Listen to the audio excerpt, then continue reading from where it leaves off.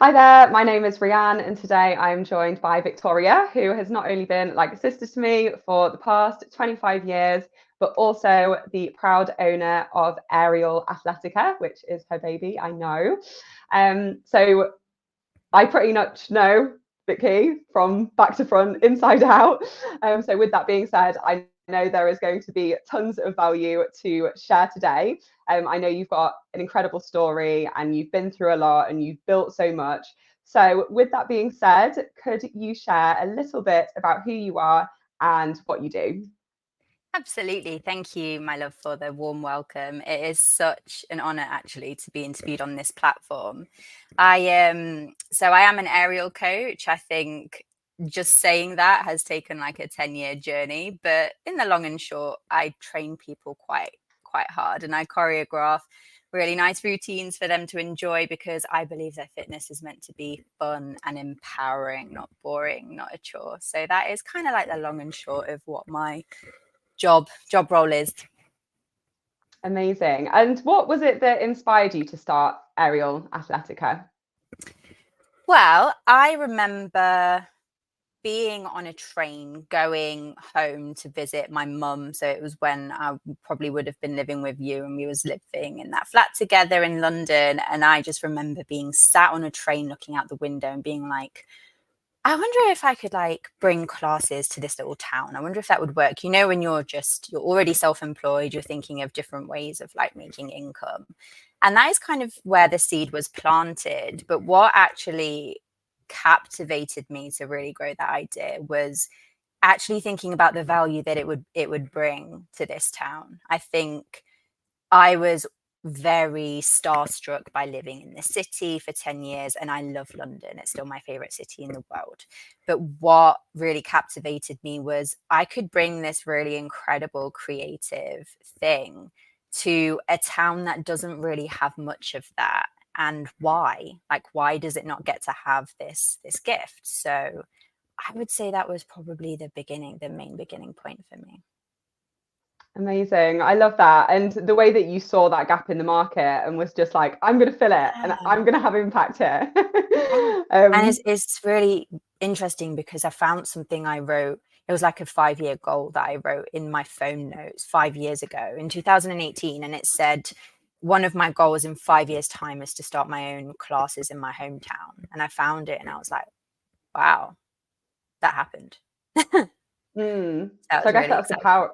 Yeah, that's the power of writing things down as well. Absolutely. You've got to do it. Got to Yeah. do it. Yeah, amazing. And how did you find the courage? Like, I know I was always so inspired by the fact that you just one day was just like, I'm going to go and start a business in my hometown. I don't know if it's going to work, but I'm going for it. And you literally just moved back to Newark, like with no job backup or anything, leaving your income in London to go and start a business in your hometown when you had absolutely no idea if it was going to work or not. You hadn't really felt out the ground beforehand. You were like, I'm going to do this right now. So how did you find the courage to actually do that? Well, I think I think life favors the brave, but I also think when you have that support around you. So obviously, I was living with you. I always had the privilege of being surrounded by really supportive, incredible women. Where I mean, this is not the first conversation that we've reflected on where there've been so many times where just me and you have said to one another like, I'm going to do this crazy thing and I'm really scared, should I do it? And the other one of us was like, yeah, go do it. So there was always that support that I felt. But for one, i I think obviously that should be like remembered and honored because the support that you have around you, the voices that are speaking into your life are just so important. But I think on one hand, because I found myself in a full-time corporate role in property working, uh, what was it?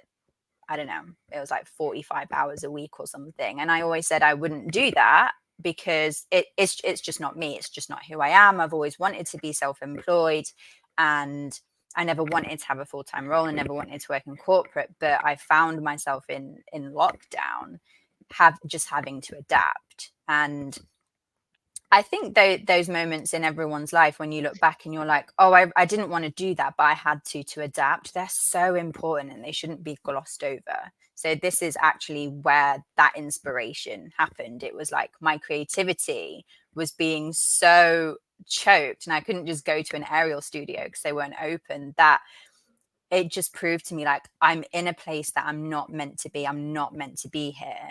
I need to do something that I love. So that was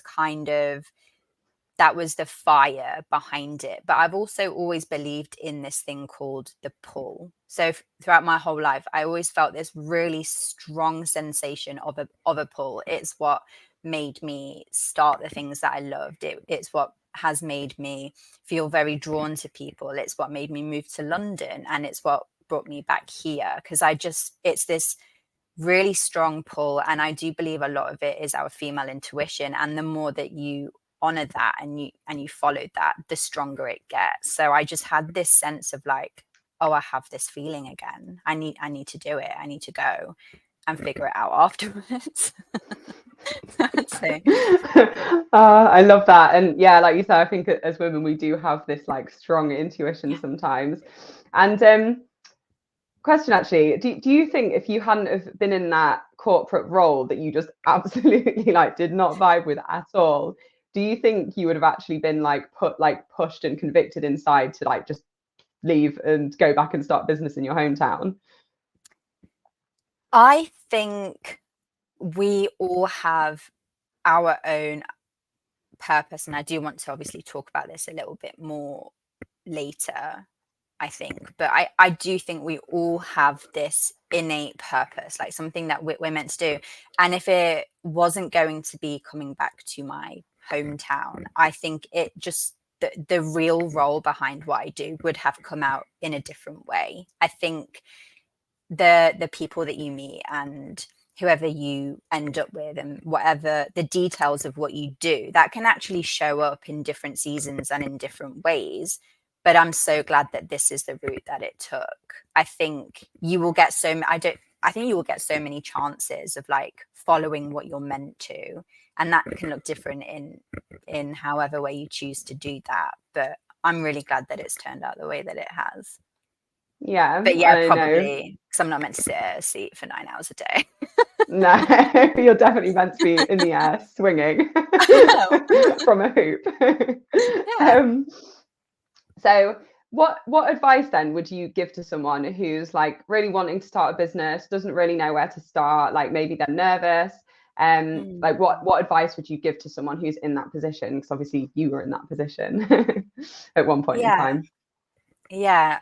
It's interesting because obviously the woman who runs this podcast, I remember like back in the day when I was working as a shop girl for Phoenix Staffing, I remember literally turning to Sarah and I was like, I would love to have, I don't know, I think I was like early 20s at the time, but I remember saying to her, I wish I have this, like you have so much freedom.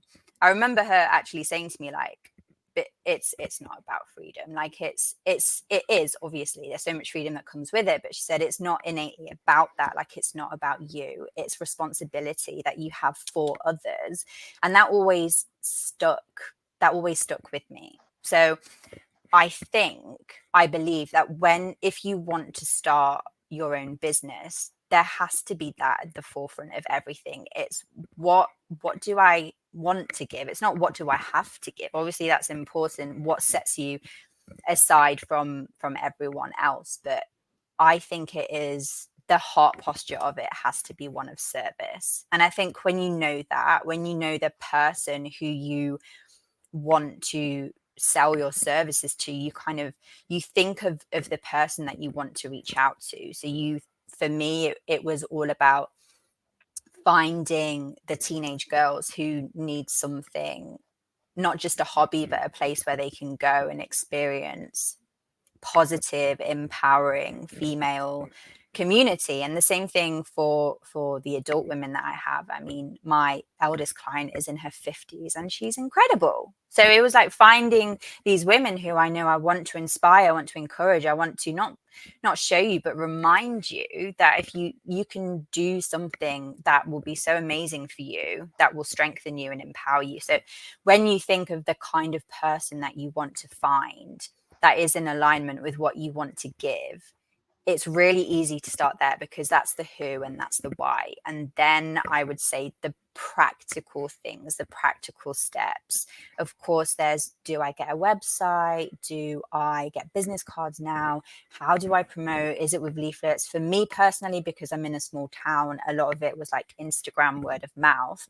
I'm not a marketing genius. I'm literally winging it. But I would honestly say, get that notebook and that pen and just write and just be creative and just brainstorm. And I would always start there. And you can read all of the books and you can listen to all of the podcasts and you can speak to so many incredible people who have done that, and you will learn something. But ultimately, this is your journey, and your business is an extension of you, but you want it to be bigger than you, so you have to grow with it along the way. And I think it's just allowing yourself that grace to do so. I would say. Amazing, thank you. I love that. And I also love what you were saying about like your classes aren't just classes. You've actually built like a little community where you'll go out for like drinks together every now and again, or like do something cute. I know you had like a birthday event where like you invited all of your like the people that you teach aerial to, and like, do you think that that's helped also to kind of keep your customer base? And I don't even think you did it to keep them. You just did it because you loved them and like wanted to give value and wanted to spend time with them.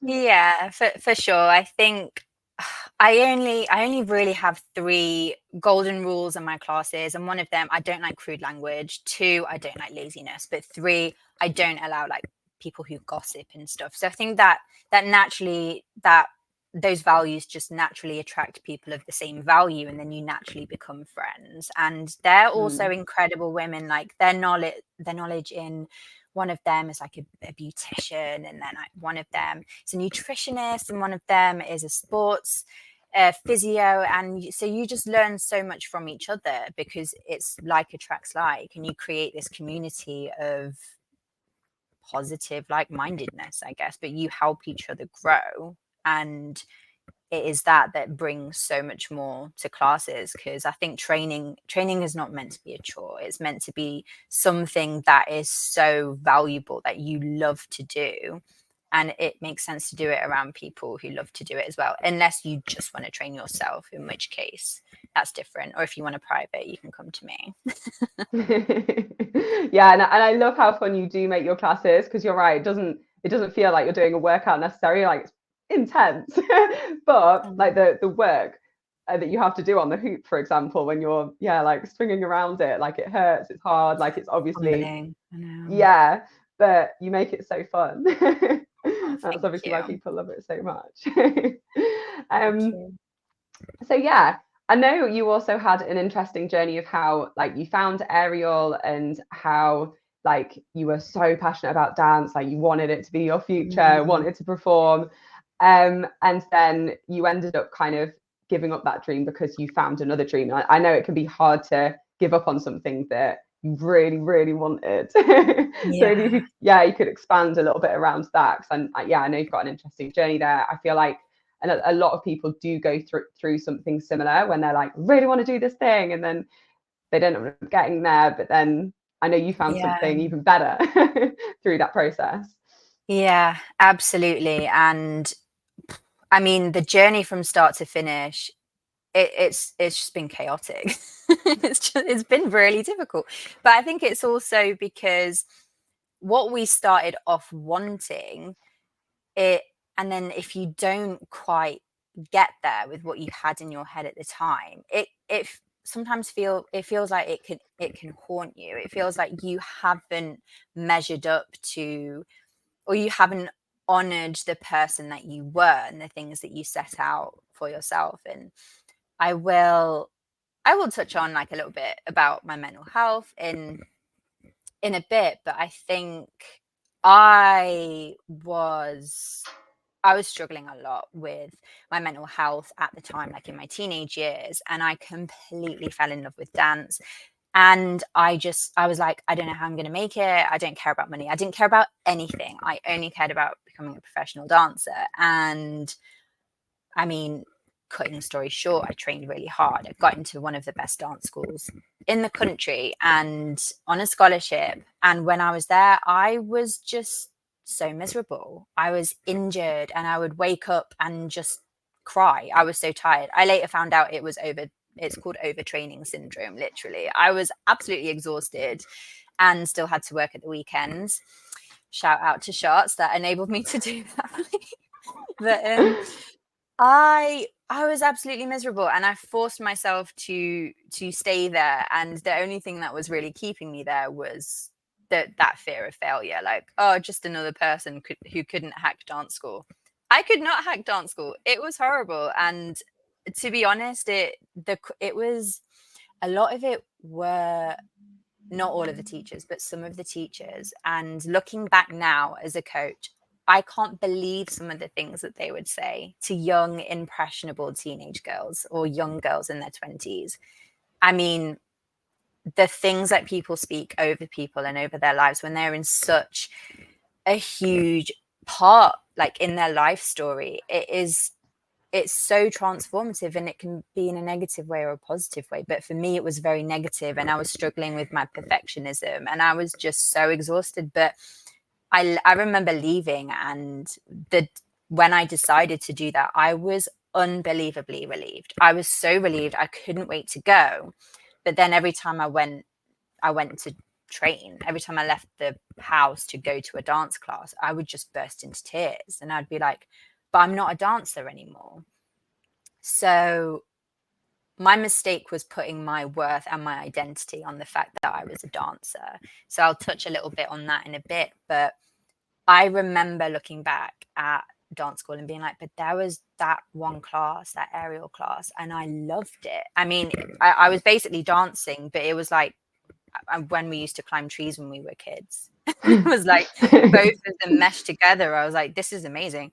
So I decided to go for that and just train and see if I loved it. And I told myself, this could be something I don't know, but I'm going to be curious and I'm going to try. And I guess the rest is history. But I think my journey was meant to start that way, to end up where it is here. And I think you have to forgive yourself a lot along the way, that it didn't turn out exactly as you envisioned it would, but that you do outgrow the person you were when you made that first goal. And without her, you wouldn't have got to this point. But if you set out to do something amazing that has to be bigger than you anyway, then and you grow with that, it will always turn out a little bit different, but you have to trust that it will be better. Amazing. I love that. And I'm always so inspired by your story. And I know that you, like mentioned about like being curious as well, and just allowing yourself to be like, okay, this route didn't work out. Like, let's explore, let's see like what else is out there. Like, what else can I do to like fuel my passion? So I really love what you said there. And is there anything else that you would say on the aspect of being curious? Because I always hear like, just be curious, just like, just be curious about things and just try new things. What advice would you give someone if they were in a position where they were like, oh, I feel like I don't love what I want to do? And I guess that leads on to my next question, actually, of like, what would you share with someone who's struggling to find their purpose in life? That is a $1 million question, isn't it? How do we find our purpose in life?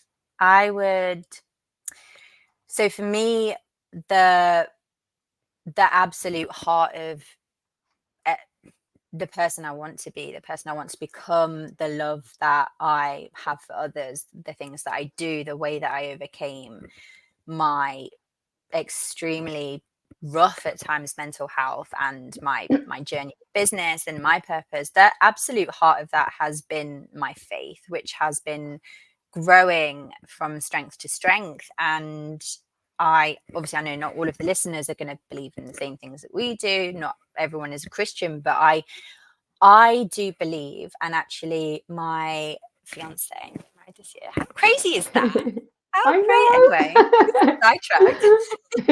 But he is actually studying to become a Christian counselor. And one of the things that they learned was all of this like human ache inside us, this like a lot of our, it's like this ache, it's this hunger, these problems that we have like in humanity, they can all stem from one of three things, if not all, and that is identity. So what do we put our identity in, and our sense of security, and also our sense of significance. And I would say, like, for me, I put my identity on being a dancer. I literally remember saying to myself, like, I am not good enough until I get into a good dance school. I just don't believe it. But the bigger thing behind that was, I'm not even a human. Like, I'm a dancer first. Like, that is who I am. That is what my worth is based on.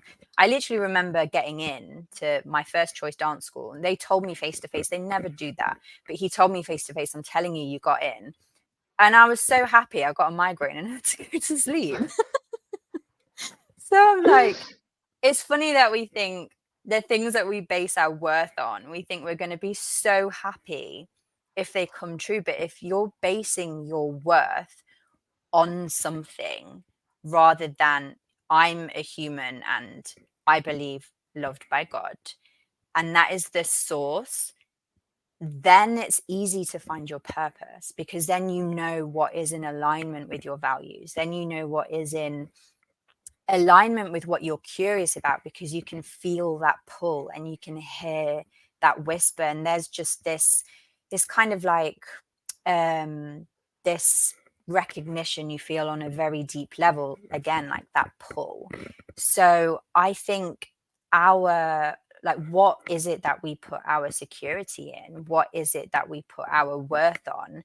Is it something that we've been told? Is it something that we've been internalized? Because then it's easy to beat yourself up. Like with me being such a perfectionist, it's so easy to beat yourself up. And later on, again, I can talk about this in a little bit, but when I absolutely like tore everything apart, at the heart of all of it, I think I was a perfectionist because I just believed I was a bad person and a failure.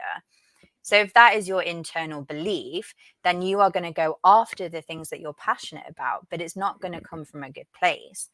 But if you understand your source of what you believe your identity is, what your security is, then it's coming from a good place. It's coming from a loving place. It's coming from a solid place, a place of harmony, a place of service. Then you're ready to welcome that purpose in, and you will come into alignment with it. I feel like that's the first thing, but then seasons change, meaning you change, and it's like your purpose unfolds as you go, and in that comes honoring your purpose. I mean, some people do say to me, like, you have such a cool job, like a fun job, like you didn't have to grow up. You're just like still on the monkey bars. And yeah, but sometimes I also find myself spending hours typing up my clients' strength test data, which I do for free because I want them to track their progress, or taping the hoops, which takes so long. And there's that voice like, am I wasting time? I could be growing my business. And it's like, but I am growing my business because I'm looking after the clients that I have, and it's their safety, and it's their growth. And it's kind of like things like the money. I had 3 jobs before January, and I've just cut my income in half because I'm like, no, I'm just going to focus on my business. And what did I have to replace that with? Nothing. But it's working out fine. So it's, when you're in alignment, the things that they just come, which is a really long answer to your question. No, it's amazing. So 'cause I know it's something that I've done exactly the same with, like really hanging on and attaching my identity to this Yeah. external thing that I'm like, if I don't reach this goal, like I'm going to be a failure. I didn't make it. Mm. Um, and then actually trying to disattach and be like, actually, like I am an incredible human being with like so many different talents and attributes that build up myself. And it's trying to disattach yourself from a certain goal you have, where it's like if that goal doesn't come to fruition in the way that you thought it was going to, Mm-hmm. if you accept it and let that go, then you're going to be then probably redirected in the right direction, which is actually going to be moving you towards what your purpose is, whether it's something Mm. similar within the goal that you've like decided to like go. Because I guess dance, for example, like aerial isn't too far removed from dance because it's still something creative, like you still make your Yeah. flows. And I know like performing is something that you really, really wanted to do. And you were like, if I don't achieve this goal, then I'm not going to feel like I've made it. But then you've actually found that training other people brings you so much love and joy. So Yeah. it's like if you'd never gone through that, maybe you would have never found your love for training and would have never found an aerial athletica. I think, I mean, and yeah, I love that. It's so true. And for me, it was, I wasn't actually like looking for this, I don't know, epiphany moment or whatever, but I remember still like feeling like I'd failed, like I haven't performed like professionally as much as what I wanted to. I was feeling like I set out to do something and I failed myself. But when I actually look at what I was going through when at the time when I was a teenager, I I had this insane dream because I was trying to save myself. I was trying to save myself from how I was feeling, from everything that had happened, from wanting to get out of my hometown and wanting to, of course, I was ambitious and I always will be, and I'll never be sorry for that. So there were like, it wasn't all negative, like there were, you know, a mix of incredible things, and I trained really hard. But one thing I wasn't prepared for was actually being here. And I remember asking myself, like, well, if I could do it all again from start to finish, if I could choose a different narrative for myself, what would that be? And that would be, well, obviously, I would be training in aerial since I was young, and I would audition for circus school, and I would, etc., etc. But my hometown didn't have that. It didn't have any of that. So what I've actually done is I've created something almost like for the girl that I was. So you don't always, it doesn't always end up exactly as you planned, but sometimes you can honor it in a better way. And Mm. I've become the coach that I needed. I've become actually the mentor that I really needed at that time. And that was really humbling for me because my dream was about myself to start off with. I was like, yeah, I want Yeah. to perform and I want to do this. And but now I'm like, I have parents who come to me and they say, like, my girl's bullied, and this is the first place that she's found where she's actually found some really good friends. Or that parent who comes to me and she says, my daughter has an eating disorder, and since she's been coming to aerial, like it's helped her see her body in a different way. Like she's like, wow, it's amazing to be strong. And there are other women that I know who have struggled so much with eating disorders or with finding a positive circle of women. And I'm like, I'm so honored that this gets to be a part of a part of my life. And again, it's not about me. It can't be about me. It has to be bigger than you. But I'm so happy for all of the struggles that I went through because it's allowed me to be more empathetic. Mm. So I think it can always be better. I think you can stay stuck in, oh, I didn't turn out how I wanted, but then that's when you can get curious. Like, yeah, but can it be even better? Because I'm even better than what I was when I was that age when I made Yeah. this Yeah, absolutely. I always get emotional when I hear you speak about like Gosh.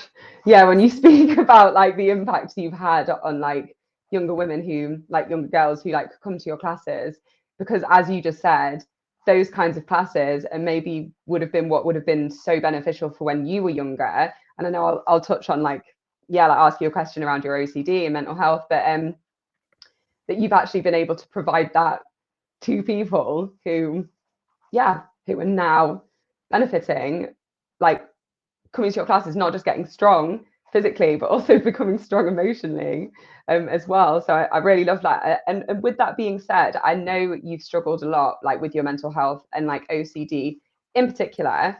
Would you be able to share a bit about that journey? Because I know you really struggled with the fact that people didn't really know much about it, so you felt a bit like alone with it. And yeah, like if there's anyone else in the same position, like yeah, just being able to resonate with your journey, I think could be helpful. Ooh, I, gosh, I remember, I would say, developing OCD before I developed anything else. I was still a girl. I was like 11. And before I even started training, like it was, and I don't want to go down the route of like, where does it come from? But I have an idea. I mean, when I was a kid, my parents divorced, I was bullied, and I think, and this is why I can forgive my brain or my mind at the time, it was trying to protect me. It just went into, how can I control my environment around me? And I think that is kind of where it probably all birthed. And my mum was really struggling with her depression. I know that there was a point where she was almost hospitalized, and I think she did her best. But when you're a child and you go to a parent and you say that, I think there's something wrong with me, I'm experiencing these things and I don't understand it, you kind of take what your parent or your caregiver says as gospel. But at the time, there wasn't that much research on OCD. There wasn't as well with like ADHD, and I think quite a few mental health disorders that we don't have the privilege of knowing so much about now. And so she didn't really know much about it. So I wasn't getting that deeper insight that I craved, like what the hell is going on in my mind. And I didn't get that help that I needed, but I don't think there's any one person to blame. But when I entered my teenage years, I'm not going to blame everything on this. Like, of course, I have to take my own responsibility for how I acted, but getting kicked out of school at times, and then my home eventually getting arrested for all of the dumb things that I did. I even landed myself in hospital from self-harm. And oh my gosh, the fighting, the drinking, the drugs, I went through that whole thing. I went through all of that. And the main thing at the heart of who I was I was so angry. I just felt this rage that I could just set everything and everyone on fire. And I was so hurt that what I was experiencing didn't have, it was like a monster in the dark. And I think the perfectionism started because, well, by this point I'd walked away from my faith, and it was like I was looking for that new savior, that different savior. And I was like, I put everything on dance, I put everything on that. But the dangerous thing about perfectionism is, oh, just to give like one story, I remember when I just moved to London, so I was 19, I was still a teenager, and my mental health had got so bad, like I literally had a stomach ulcer. And I remember going swimming, and I remember I had like 16 laps I had to swim before I could get out of the pool. And I got this terrible stomach ache again, which I experienced a lot, and I ignored it. And I was like, no, you have to do 16 laps, you have to do 16 laps. And then I did. And I remember going to the changing room, and I was in so much pain, and I threw up, and I literally stumbled to reception, and I said, I'm in so much pain, I don't know what to do. They had to call an ambulance. the ambulance came, they put me on gas and air, and I was alone. They took me to the hospital, and I got to the hospital and I told myself, you're wasting time, you need to train. So I remember leaving the hospital and going to a dance class because I had to be good enough. I had to be good enough to get into a good dance school. And even when I did, I didn't believe it. So there's a dream that you can have, but if there is this thing in your mind where it thrives on, see, you're not good enough because here's the evidence, see, you're not worthy because here's the evidence. It was like this, they were both coexisting. It was like this monster in my head, and that's what OCD thrives on. It thrives on the unknown. And perfectionism, you will never be good enough for your perfectionism. It's impossible. The bar is too high. But you know what? Being a human is so much better than ever reaching that bar. And that was like the worst of it. And I would say the things that really helped me with my mental health, I would say my faith has to be number one, like understanding who I truly am at my core, and that it at my core, like I do believe we have bad in us, and I do believe that we have darkness in us, and I've seen mine, and yeah, in that journey I've been shown that I'm forgiven and that I'm loved, and it's unconditional, and that has been the utmost healing balm for me. And just getting to have that relationship with him, with God, has been the most incredible adventure of all. So I would say that has been the most freeing, the most exceptional part of my journey. But I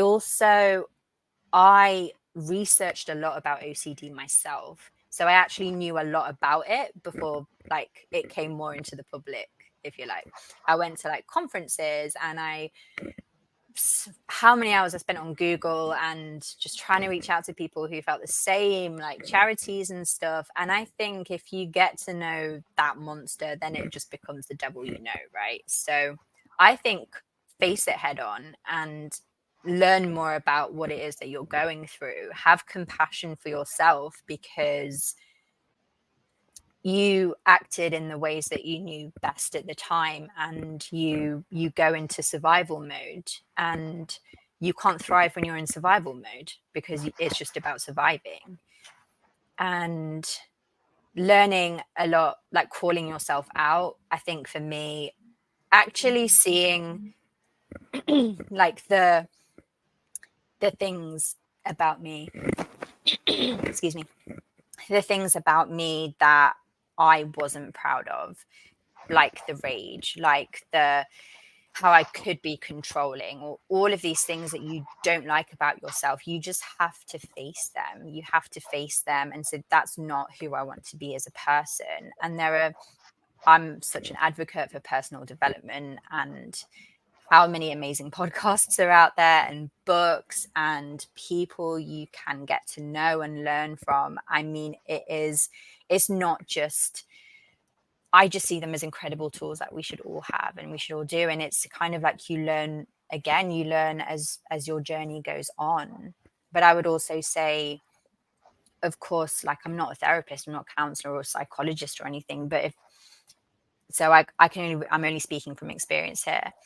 But as well, if that is something that you think you could benefit from, I would say yes, look at therapy if you struggle with that. I'm not a personal advocate for medication. It personally, like for me, it made me worse, and I don't believe in freezing our emotions and our thoughts. I think they need to be addressed, and I think slowly you can get to the point where it's like me, I have OCD, but it doesn't have me anymore, and it never will. And just knowing your triggers, knowing what makes it flare up for you. For me, it's going to the airport. I don't know why. I love the airport. But I'm like, I have to check things 27 times, and okay, it's not like it hasn't become my friend. For me, it's not about befriending my darkness. It's not like that for me. It's like, no, if you're going to be a part of my life experience, fine, but I run this show. And I think it's getting to know it and getting to know yourself and truly looking at yourself, because there are things there where it's really not your fault and you have to have compassion, but there are things there that you can do better. And yeah, that is kind of my life Amazing. story. Sorry about that. No, I love it, because like I know I've seen a massive change in you over the years, from being someone who angered really easily, like you said, like emotional, like really struggled with your mental health, and then like just becoming someone who's very calm, level-minded, like at peace most of the time. And yeah, it's just amazing to see, because I'm like, wow, you're like breath of fresh air all of the time. And I know you've just touched on the things that like really helped, like your faith, like personal development, like really getting to know yourself. Is there anything else that you think contributed to you getting to that state of like more in peace and in tune with who you are, rather than like angering really easily and that kind of thing? Is there Oh, anything else? I think I had to humble myself. I think I had to really I never liked I always hated the whole victim mentality. So I never really struggled with that, oh, why me kind of thing. But I think I had to really humble myself in being like, because it's funny with perfectionism, you can be struggling with perfectionism and then become a perfectionist about overcoming perfectionism. So for me, I was like, I need to humble myself and look at the things that I struggle with, the things that make me cringe, like the things that where I'm like, ouch. Like I actually like have grieved some of the things I don't like about myself, some of the things that I've said when I was like having a mental health episode, some of the things that I've done, some like all of the things that make you cringe that you don't like about yourself, and just admitting like it's okay to have this struggle, or like the things that I haven't done for myself that should make me a success, like just being comfortable with that. And I would say getting comfortable with the uncomfortable, and like literally the good, the bad and the ugly, and allowing yourself to just be a human, and not being like, I'm going to overcome this thing and I'm going to do this thing because like it's just that voice behind it again. It's like, again, like your worth is based on this. You will overcome this monster because you're going to beat it with this. And it just has to get to a point where it's like, stop. This circle ends right now, because like it doesn't matter who. I'm not in this game anymore. Like I'm not going to strive for a prize where I win this sense of self-worth, when my self-worth is not based on any of these things. My self-worth is based on the fact that I'm a human being. For me, I'm an image bearer. I'm made in the image of God. I am loved. I'm worthy, full stop. And I get to do these amazing things. I get to work on myself. I get to call this my lot. I get to do these things. And you know what? That's going to come with challenges. And I can accept that because the world owes me nothing. So I think for me, I really had to humble myself in that. This is your challenge. Yeah. Walk Yeah. it with some grace. Yeah. Amazing. And you've definitely been incredible at like really facing that challenge and just facing it head on. And how would you say that like your mental health has impacted the way you run your business, for example? I know we've already touched on the fact that like you've created a business to give back what you would have actually benefited when you were younger, and you've become that. Is there anything else you would say, like your experience of going through mental health, the way that you've been able to like add to your business, or like anything that's impacted your business from what you've been through? I think with what I do, I am part businesswoman, part coach, part friend. But I think the reason I am able to be all three to each individual person, I don't see, when I'm teaching my class, I don't see them as this group of people. I see them as individuals with different needs, with different abilities, with different experience, with different human experience, life experience, etc. So I think what links that with what I've been through is this sensitivity, this like, I think this woman is feeling this right now. I think she's really struggling today because of something I don't know, and it's not my business, but this could be impacting how she's, like, what she's doing is mirroring like how she feels on the inside. We've all done that.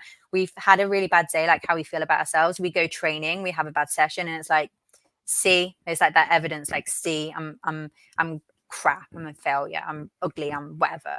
So I think it's being really sensitive to that, and it's like reminding them that it's not about contorting themselves to be good for a bit of steel, which is what the hoop is, which is what the aerial apparatus is. It's us that make it amazing.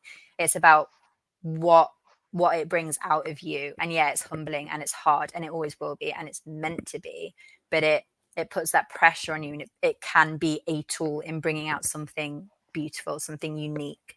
So I'm really sensitive to that, because our bodies and our minds and our emotions are all interlinked. So it's being very sensitive and having that life experience to have, well, the privilege of being able to do so, I would say. Yeah, amazing. I love that. And if you could go back in time and give your teenage self advice, what would it be? Aside from stop haunting me, no, I'm joking. The thing is, I actually remember when I first moved to London.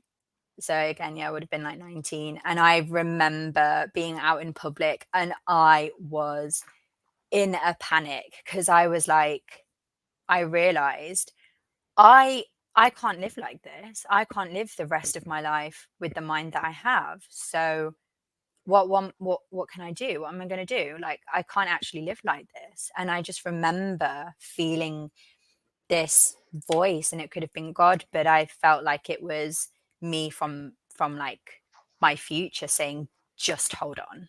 So in a way, it's kind of like I've come full circle. Like, I now am that futuristic part of me saying, just hold on. That is the advice I would give to myself, because honestly, that would be enough. And yeah, it makes sense that I'm going full circle sitting with you. I know. Here we are. Yeah. 25 years later. Wow. And yeah, I love that. It's almost like you actually did speak to your past self, and your past self actually heard it. Quite Because weird. they say, like, write letters. Like, you should, one practice you should do is like write letters to like your like younger self and like your future self, to like connect with like your Yeah. past self and your future self. So yeah, it's interesting that you actually did feel that. Yeah, when you were in your teenage years, that there was this little voice that was just saying, hold on, like, don't give up, like, you're going to get to where you want to be. Amazing. I think there was so much value there. Like, I know so many people struggle with their mental health, and I know in this day and age as well, like, there are so many more people that like want to be self-employed, like they want to start their own business. So I think that was all super valuable. And especially just hearing your journey in terms of, like, you literally went, as you said, from drinking all the time, being angry, doing drugs, like all of that kind of thing, to then getting to this place where you're such a wholesome and like grown individual, where like you have your own business, like you now like have an incredible fiance, like you're at peace with yourself now, like you've really been able to like flourish and grow into the woman that you are today, who is amazing. So yeah, I think that's really inspiring for the people who might be feeling the same, where they're like, oh, I've been like, I don't feel worthy, and it's actually possible to get to a place of feeling worthy. You just need to get to know yourself, work on yourself. Yeah, I love that. And so we have a couple more questions. They're two famous fireside whispers questions. So the first one is, if happiness was a cake for you, what would you put into that cake? Well, the first thing that I think needs to go in there is gratitude. I think that is just, you could have everything, but if you're not grateful, it's like putting it into an empty pot, some hollow cake. But I would also say that really important things is, for me, it was all about finding my peace. And I would say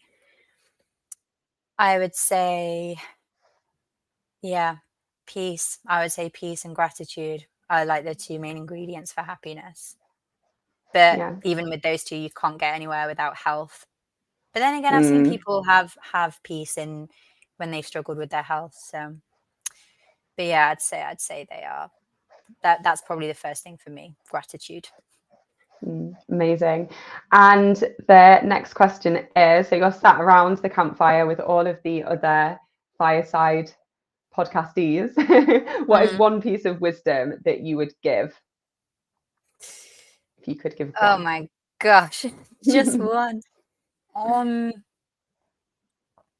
I would say life life favors the brave, and you just have to trust that you're in your story. Like that there's this no I'm going to get to this end point. I'm going to experience epiphanies until I get to this end point, and that doesn't exist. It's one long story. It's a part of a greater story.